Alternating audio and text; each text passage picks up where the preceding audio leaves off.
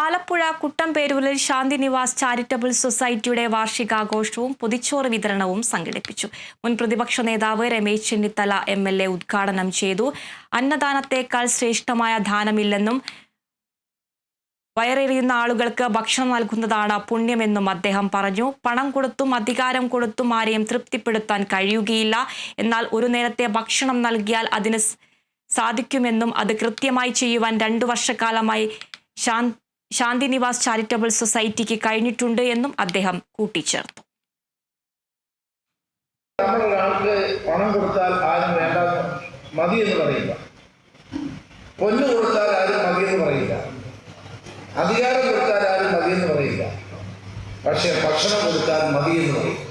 കാരണം ഭക്ഷണം വയറ് നിറയെ കഴിക്കാൻ പറ്റും. അപ്പോൾ അന്നദാനം മഹാദാനം, ഭക്ഷണം കൊടുക്കുക എന്ന് പറയുന്നതാണ് ഏറ്റവും വലിയ പുണ്യമായ ഓണം.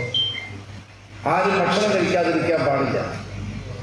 ഉച്ചയ്ക്കും വൈകിട്ടും രാവിലെയും ഒക്കെ അല്പസ്വല്പം ഭക്ഷണം എല്ലാവർക്കും കിട്ടണമെന്നാണ് നമ്മുടെ സങ്കല്പം. അതാണ് നമ്മളെല്ലാവരുടെയും ആഗ്രഹം.